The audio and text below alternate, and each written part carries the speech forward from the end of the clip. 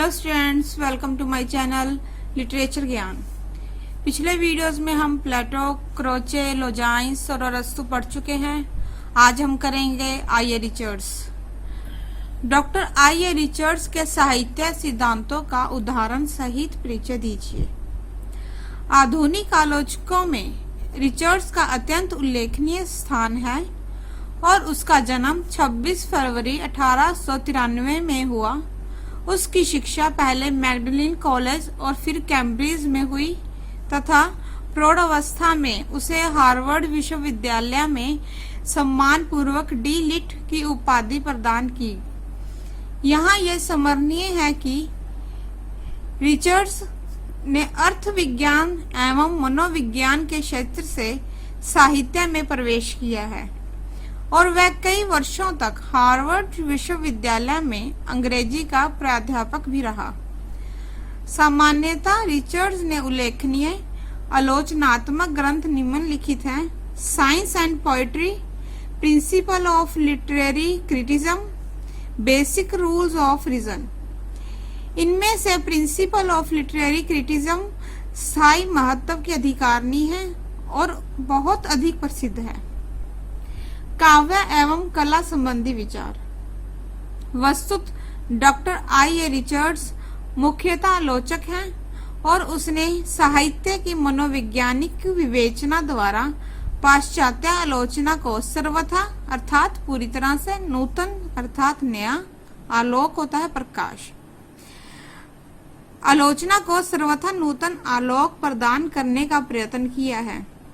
यहाँ यह ध्यान में रखना होगा कि क्रोचे ने काव्यानुशीली के लिए नवीन वैज्ञानिक उपलब्धियों का आधार लेने की ओर संकेत किया था और फ्रायड, युंग तथा एल्डर भी साहित्य जगत में मनोविज्ञान का उन्मेष अर्थात उन्मेन कर चुके थे। जॉर्ज सैंटाना ने भाव जगत एवं विज्ञान जगत में अंतर निरूपित करते हुए, निरूपित का अर्थ होता है निर्णय करते हुए, निरूपित करते हुए आनंदवासी दृष्टिकोण की व्याख्या में सौंदर्य एवं आनंद का अनिवार्य संबंध मानते हुए कहा था कि सौंदर्य से आनंद अनुभूति होती है। सैंटाना के इस मत से रिचर्ड्स सहमत नहीं है और वह सौंदर्य अनुभूति का संबंध उन्हीं सामान्य भावनाओं से मानता है जिनका प्रकाशन एवं कार्य हम जीवन के सभी क्षेत्रों में देखते हैं तथा वह सौंदर्य, कला एवं जीवन का निकट और अनिवार्य संबंध स्वीकार करता है। सत्य तो यह है कि वह एक ऐसा मौलिक चिंतक एवं काव्य शास्त्र मर्मज्ञ का अर्थ होता है जानकार है, जिसने मनोविज्ञान, भाषा विज्ञान और आध्यात्मिक दर्शन के आलोक में अपने काव्य शास्त्रीय सिद्धांतों की स्थापना की है। इस प्रकार उसने काव्य शास्त्र को दर्शन से मनोविज्ञान के क्षेत्र में ले जाने का प्रयत्न किया।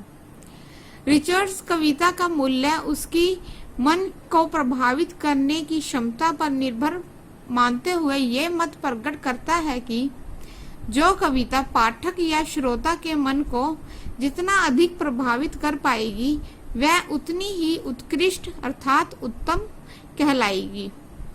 रिचर्ड्स मनोवेगों के दो विभिन्न प्रकार मानता है: भूख, वासना या ऐशना और विमुखता अर्थात उदासीनता।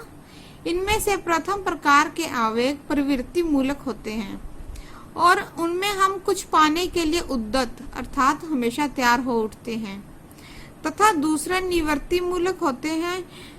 निवृत्ति मूलक का अर्थ है संसार से छुटकारा दिलाने में सहायक हो जो, और उनमें कुछ वस्तुओं के प्रति हमारे मन में विमुखता उत्पन्न हो जाती है।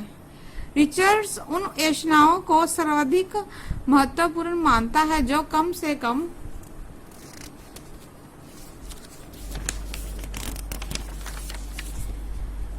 कम अन्य ऐशनाओं को अवरुद्ध या विनिष्ट किए बिना अस्तित्व कायम रखती हैं। धन्यवाद।